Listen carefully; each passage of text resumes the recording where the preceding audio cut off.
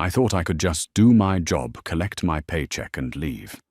But when you accidentally let a blind, furious billionaire alpha claim you during an unexpected heat, running away becomes a matter of survival. Especially when his eye surgery is tomorrow, and he's sworn to hunt you down. My name is Toby Carmichael, and 2 years ago I signed a non-disclosure agreement that essentially signed my life away to the Hastings family. If you follow the financial news, you know Hastings Global Media. They own half the telecommunications infrastructure on the eastern seaboard. What the media didn't know was that the heir to the empire, Nathaniel Hastings, was living in total aggressive isolation at a fortress-like estate in Newport, Rhode Island. Nathaniel was an alpha of terrifying pedigree. 6 months prior to my arrival, his armored 2024 Aston Martin had been run off the Pacific Coast Highway in what the police called a hit-and-run, but what everyone in the corporate world whispered was a targeted assassination attempt. He survived, but the shattered glass and severe head trauma left him completely blind. The doctor said it was temporary, that his optic nerves just needed time and a highly experimental high-risk surgery scheduled for the coming winter. But the darkness had fundamentally changed him. He fired 6 private nurses in 4 weeks. He threw Ming vases at the walls. He refused to be seen, refused to be pitied, and let his aggressive alpha pheromones choke the air of the Newport mansion until the staff was physically ill. That's where I came in. I was a specialized private caregiver, brought in by Dr. Alistair Covington, the family's chief physician. I was also an Omega, a fact I hid behind forged medical records, and a daily heavily monitored dose of a black market suppressant called inhibitol XR.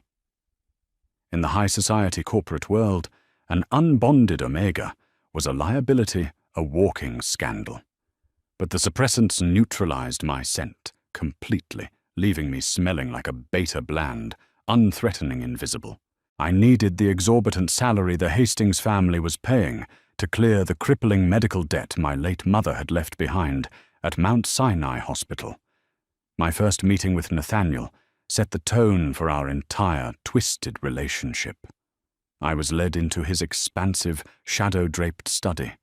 The heavy velvet curtains were drawn tight. He was sitting by an unlit fireplace, a man whose physical presence was overwhelming despite the thick silk bandages wrapping his eyes. He was broad-shouldered, rigid, radiating a bitter, burnt coffee scent of alpha distress. "I can hear your heart rate spiking, Beta." His voice was a low, jagged rasp that sent an involuntary shiver down my spine. "If you're going to stand there trembling like a cornered rabbit, you can turn around and walk out right now. I don't need another babysitter reeking of pity." "I don't pity you, Mr. Hastings," I replied, forcing my voice to remain even. "I pity the antique rug you ruined with that spilled scotch, but as for you, you're just my 9 to 5. I'm Toby. I'll be handling your physical therapy and daily logistics." He didn't fire me. For the first 2 months, we engaged in a brutal, exhausting war of attrition. He was abrasive, demanding, and fiercely independent to a fault. I read him the daily financial briefs from the Dow Jones. I guided him through the sprawling, echoing halls of the estate. I cleaned the blood off his knuckles when he punched a mahogany door out of pure, unadulterated frustration. Slowly the ice began to crack. Because he couldn't see my face, he relied entirely on my voice and my touch. When I guided his hand to sign legal documents, I felt the tension bleed out of his rigid frame. His scent, once harsh and burnt, began to mellow into a rich, intoxicating blend of cedarwood and sharp ozone, the smell of a thunderstorm rolling over a forest. I found myself lingering longer than I needed to. I found myself staring at the sharp, aristocratic lines of his jaw, the slight curl of his dark hair, the tragic vulnerability he hid from the rest of the world. The turning point happened in late October. Nathaniel's cousin, Dominic Pierce, paid a surprise visit. Dominic was a slick, opportunistic alpha who had been aggressively lobbying the board of directors to declare Nathaniel legally incompetent so he could seize control of the company. I was in the room when Dominic started cornering Nathaniel, his pheromones spiking aggressively as he taunted Nathaniel about his vulnerability, mocking the bandages on his face. My suppressed Omega instincts screamed at the threat to my patient. Before I could stop myself, I stepped between the two billionaire alphas. "Mr. Pierce, visiting hours are over. You're agitating my patient, and I'm asking you to leave before I have estate security. Escort you off the premises." I snapped, standing my ground. Dominic sneered, taking a step toward me, but a sudden terrifying snarl ripped through the room. Nathaniel had risen from his chair. Despite his blindness, his head snapped perfectly in our direction. The air pressure in the room dropped. "Get out, Dominic!" Nathaniel growled, his voice vibrating with pure lethal alpha command. "If you ever take that tone with Toby again, I won't need my eyes to break your jaw." After Dominic left, the silence in the room was deafening. Nathaniel reached out blindly, his large hand brushing my shoulder, before tracing down to my wrist. He pulled me close, his nose burying into the crook of my neck. I held my breath, terrified my suppressants would fail. "You smell different," he murmured, his breath hot against my skin. Beneath the sterile hospital soap, there's something sweet, like rain. It quiets the noise in my head. I pulled away, my heart hammering violently against my ribs. I knew right then I was crossing a dangerous line. I was falling in love with a man who thought I was a beta, a man who belonged to a world of wealth and power I could never touch. I told myself I just had to make it to his surgery in December. Once he got his sight back, my contract was over. I would disappear. But biology and Dominic Pierce had other plans. It was a week before Nathaniel's scheduled orbital reconstructive surgery in Boston. The tension in the Newport estate was suffocating. A massive late-season nor'easter had rolled in off the Atlantic, plunging the entire Rhode Island coast into a blackout. The backup generators hummed weakly, providing only emergency lighting. But the storm outside was nothing compared to the catastrophe unfolding inside my own body. 3 days prior, Dominic Pierce had sent a gift basket of medical supplies to the estate under the guise of an apology. I hadn't thought anything of it when the estate manager restocked my private medicine cabinet. I took my daily dose of inhibitol XR as usual. But as the storm raged outside, rattling the massive bay windows, a terrifying, feverish heat began to claw its way up my spine. I was in my quarters trying to organize Nathaniel's schedule when the first cramp hit me. It was agonizing, doubling me over my desk. My skin flushed violently, burning up. My vision blurred. Panic seized my throat. I stumbled to the bathroom, grabbing the bottle of suppressants, pouring the pills onto the counter. I crushed one with the back of a spoon. It was pure white inside. Inhibitol XR is supposed to have a blue core. They were placebos. Dominic hadn't just tried to intimidate me. He had investigated me, uncovered my secret, and swapped my pills. He wanted an unbonded Omega to go into heat in a locked house with a volatile blind alpha. It would ruin Nathaniel's reputation, proving him an uncontrollable beast, unfit for the CEO chair. My scent exploded into the air, a heavy, intoxicating wave of crushed rain, sweet honey, and desperate need. I had to leave. I grabbed my duffel bag, my hands shaking violently as I shoved clothes inside. I couldn't breathe. The slick, heavy ache of the heat was paralyzing my motor functions. Suddenly, the door to my quarters swung open. Standing in the frame, cast in the dim emergency lighting, was Nathaniel. He wore only sweatpants, his chest bare, the silk bandages still wrapped tightly around his eyes. He was breathing heavily, his head tilted, as his senses drank in the air. "Toby." He rasped his voice, raw, completely stripped of his usual composure. What is this? Why is the house filled with—" He swallowed hard, stepping into the room. An Omega. "Nathaniel, don't—" I whimpered, retreating until my back hit the cold wall. "You have to leave. Please, I'm leaving." "You're the Omega." He breathed the realization, locking into his features. The burnt coffee scent of his distress evaporated, replaced instantly by an overwhelming, possessive tsunami of cedar and ozone. His alpha instincts, starved and isolated in the dark for months, snapped into a singular predatory focus. He moved with terrifying grace before I could slide past him to the door. His hands found my waist, pinning me against the wall. The moment his skin touched mine, a shockwave of pleasure tore through my feverish body. I sobbed my hands automatically, coming up to grip his broad shoulders. I should have fought him. I should have pushed him away. But my biology was screaming for him, and beneath the heat my heart had been his for months. "You lied to me," he whispered, his lips grazing my ear. "You've been hiding this, hiding yourself from me." "I had to," I cried out as his nose dragged along my jawline, inhaling deeply at my scent gland. "You're a billionaire.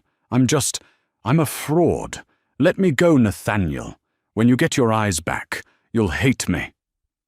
"I could never hate you," he growled deeply, his hands tangling in my hair, tilting my head to the side. "You're the only light I've had in the dark, and you smell like mine." There was no stopping it. The claiming was a frenzy of heat, darkness, and desperation. As the storm shattered against the windows, Nathaniel's teeth sank into the tender flesh of my scent gland. A sharp, piercing pain was instantly flooded by an overwhelming euphoria as the mating bond snapped into place. We were tethered, bound in the shadows. When I woke up, the storm had broken. Pale, grey morning light filtered through the blinds. Nathaniel was asleep beside me, his large arm draped protectively across my waist, his face buried in the pillows. Reality crashed down on me like a falling building.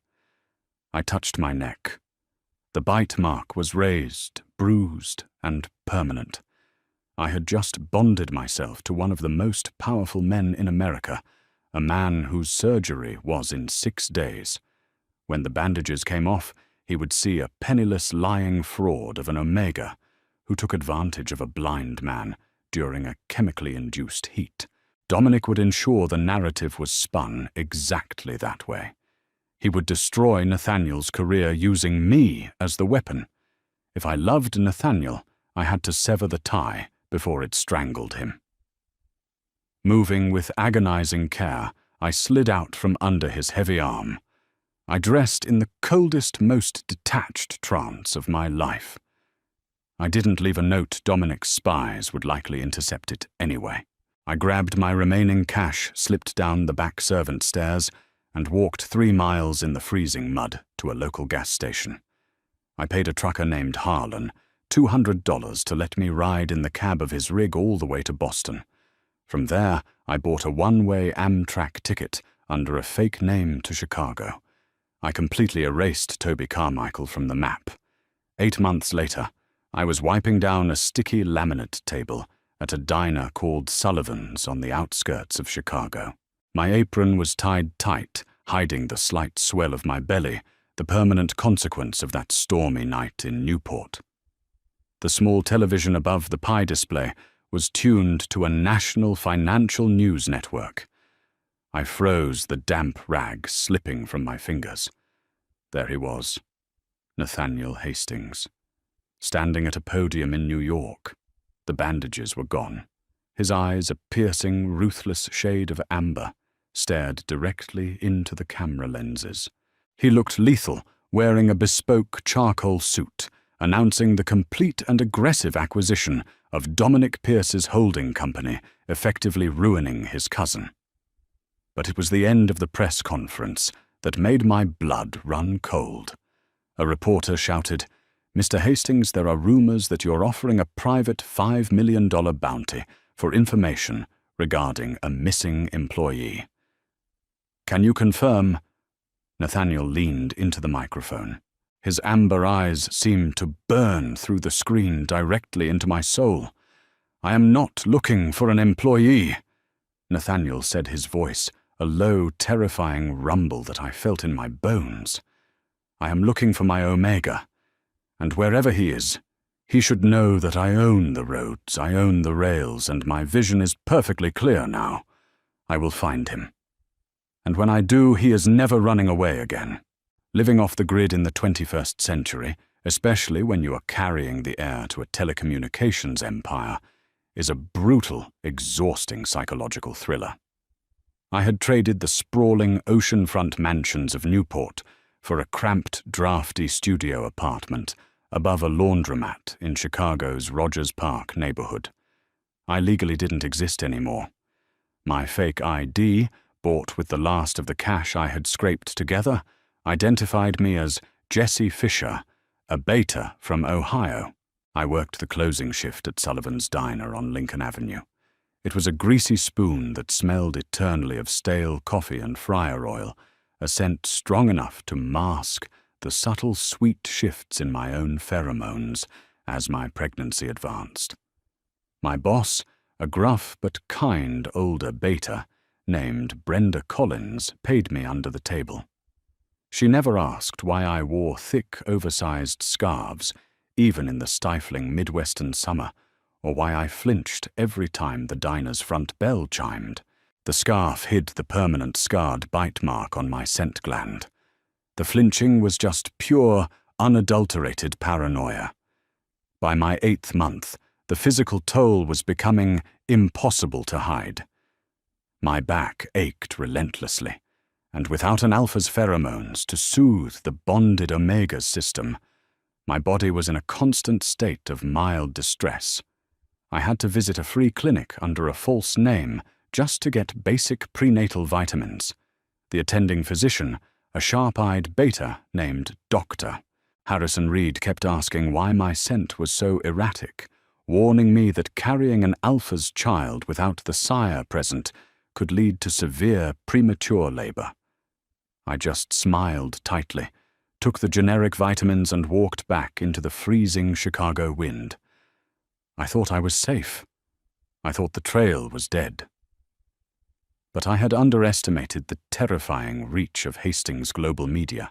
What I didn't know was that a month prior, Nathaniel had orchestrated the aggressive buyout of a massive data brokerage firm in Silicon Valley. He didn't buy it for their stock value. He bought it for their proprietary facial recognition algorithm. He had fed their mainframes every piece of security footage from every Amtrak station bus terminal and highway toll booth from the night I disappeared. It happened on a rainy Tuesday evening in late November. The diner was completely dead. Brenda had gone to the back to count the register, leaving me to wipe down the cracked vinyl booths. The television above the counter was muted, playing a rerun of a local sports broadcast. My first warning wasn't visual, it was biological. Before I even heard the engines outside the mating mark on my neck began to burn with a fierce phantom heat. My breath hitched my hands, gripping the edge of the table so hard my knuckles turned white. A heavy, suffocating pressure dropped over the diner, making the air thick and electric. It was the scent of a thunderstorm rolling over a forest, cedarwood and ozone. I looked up at the large front windows, my blood turning to absolute ice. 3 matte black Cadillac Escalades had boxed in the diner's parking lot. The rain was coming down in sheets, but through the downpour I saw the doors open. Men in dark suits stepped out, securing the perimeter of the tiny restaurant like a military operation. And then from the center vehicle he emerged, Nathaniel Hastings, He was wearing a dark tailored trench coat, the rain instantly matting his dark hair. But what struck me, completely paralyzing me, were his eyes. The bandages were gone. His eyes were a piercing, terrifying shade of amber, and they were locked directly onto me through the rain-streaked glass. His vision was fully restored, and the raw, predatory intensity in his gaze made my knees buckle. The little bell above the diner door chimed. Nathaniel stepped inside. The sheer force of his alpha presence hit the cramped room like a physical shockwave. Brenda stepped out from the back room, dropping a stack of menus, her mouth falling open. "Hey, buddy, we're closed!" "Leave us," Nathaniel commanded. His voice wasn't a request. It was a low, vibrating alpha command that left absolutely no room for negotiation. Brenda, completely overpowered by the pheromones, swallowed hard and retreated back into the kitchen, shutting the door. We were alone. The only sound was the hum of the old refrigerator and the rain lashing against the windows. Nathaniel didn't rush toward me. He took his time, his heavy, deliberate footsteps echoing on the checkered linoleum floor. His amber eyes swept over me, taking in my cheap uniform, the thick scarf wrapped around my neck, and finally dropping to the heavy, unmistakable curve of my pregnant belly. A sharp, ragged sound tore from his throat, a sound caught somewhere between a growl and a sob. The scent of ozone in the room spiked so violently it practically crackled. "You ran," he whispered, his voice trembling with a terrifying mixture of rage and profound relief. He stopped just 3 feet away, his chest heaving. I woke up in an empty bed. I woke up with your blood on my lips and a severed bond in my chest, and you were just gone. "Nathaniel, please." I choked out tears instantly spilling down my cheeks. I backed up against the pie counter, my hands instinctively crossing over my stomach to protect the baby. "You don't understand. I had to, if I stayed. If you stayed, what?" he snapped, closing the distance in a single stride. He slammed both hands onto the counter on either side of me, trapping me completely. The heat radiating off his massive frame was intoxicating, pulling violently at my suppressed Omega instincts. "You thought I would reject you. You thought I would see you and what throw you out."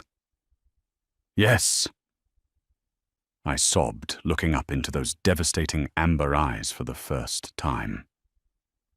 "I was a fraud. Dominic swapped my suppressants.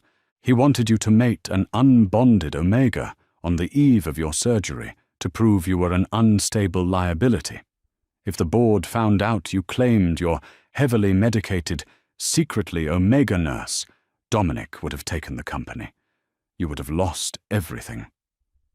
Nathaniel stared down at me, the fury in his face slowly breaking apart, replaced by a profound, agonizing sorrow. He reached up his large, warm hand, gently gripping my chin, wiping a tear from my cheek with his thumb. "Toby," he murmured, his voice breaking. "Did you really think my empire mattered more to me than my own soul?" The diner was dead silent, except for the heavy, jagged sound of my own crying.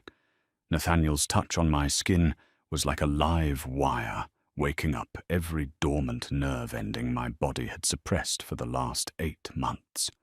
He leaned in, burying his face into the crook of my neck, his nose pushing aside the cheap wool scarf to find the claiming mark he had left on my scent gland. "He swapped your pills," Nathaniel breathed against my skin, his voice dark and deadly. "I knew it was sabotage. I knew you didn't trigger that heat on purpose." "You knew?" I gasped, my hands weakly gripping the lapels of his wet trench coat. "I'm not an idiot, Toby," he growled softly, his arms finally wrapping around my waist, pulling my heavily pregnant body flush against his. The relief of being pressed against my bonded alpha was so intense I nearly collapsed. The morning I woke up and found you gone, I didn't care about the board. I didn't care about the company. I delayed my surgery by 3 days just to tear Dominic's life apart. I looked up at him in shock. You delayed the surgery. I had my security team rip Dominic's offices down to the studs. Nathaniel explained, his amber eyes burning with ruthless satisfaction. We found the forged pharmacy records. We found the digital trail. I handed it all over to the federal authorities. Dominic isn't a threat to my company anymore, Toby. He's currently serving a 10-year sentence in a federal penitentiary for corporate espionage, tampering with medical supplies, and we reopened the investigation into my car crash. He organized the hit. My breath hitched. The monster who had tormented us, who had forced me to flee in the dead of winter, was locked away. I bought the board out. Nathaniel continued, his hand drifting down to rest firmly over my swollen stomach. His thumb stroked the fabric of my apron, a possessive, awe-struck expression softening his sharp features. I own Hastings Global entirely. No one can vote me out. No one can tell me who I can or cannot mate. But none of it mattered, because my Omega was missing. I was so scared, Nathaniel, I whispered, leaning my forehead against his chest. I thought when the bandages came off, you'd be disgusted by me. I was just the hired help, a liar. When the bandages came off, Nathaniel said, his voice raw with emotion, tilting my head back up, so I was forced to look into his eyes. The first thing I did was ask for a photograph of you from your employment file, and when I saw your face, I realized I had been completely blind long before the accident. He kissed me. It wasn't the frantic, feverish claiming of that stormy night in Newport. It was deep, desperate, and devastatingly tender, a promise sealed in the quiet shadows of an abandoned diner. My Omega instincts purred the relentless aches and pains of the past 8 months, melting away under the overwhelming safety of his alpha pheromones. "You're coming home, Toby," he murmured against my lips. "To New York, to our real home. I have the best obstetricians from Mount Sinai on standby. You're never working in a place like this again. You're never running from me again." I didn't fight him. I didn't want to. The transition back into Nathaniel's world was a whirlwind. We flew back to Manhattan that very night on his private Gulf Stream. He had prepared a penthouse overlooking Central Park, entirely redesigned to be a sanctuary for us. There were no velvet curtains, no shadows, only floor-to-ceiling glass flooding the space with light. The man who had once been consumed by darkness now refused to live in anything but the sun. 3 weeks later, in a private, heavily guarded maternity suite at Mount Sinai Hospital, the very hospital where my mother's debts had once chained me, I went into labor. It was exhausting, terrifying, and beautiful. Nathaniel never left my side. He held my hand, his presence a solid, unbreakable anchor in the chaos. When the doctors finally placed our son into my arms, the room went completely still. He had my dark hair, but the moment he opened his tiny eyes, I saw the familiar, striking amber of his father. Nathaniel leaned over the hospital bed, tears freely falling down his aristocratic face. He kissed my forehead, then gently pressed a kiss to our son's cheek. "We'll call him Arthur," Nathaniel whispered, his voice thick with emotion. "After the light." I leaned back into the pillows, my heart impossibly full. I had started this journey bound by a non-disclosure agreement, hiding my true nature just to survive in a ruthless corporate world. I had accidentally claimed a broken, blind billionaire in the dark and ran out of fear of the morning. But sitting here, surrounded by the overwhelming love and protection of my alpha, I realized something. The darkness hadn't been a trap. It had been a cocoon, and we had both finally found our way out into the light. What an emotional roller coaster. Do you think Toby made the right choice by running to protect Nathaniel's empire, or should he have trusted his alpha from the very beginning? Let me know your thoughts in the comments below. If you loved this dramatic Omegaverse romance and want more intense, heart-pounding stories, please smash that like button, share this video with your friends, and subscribe to the channel. Turn on notifications so you never miss a wild twist.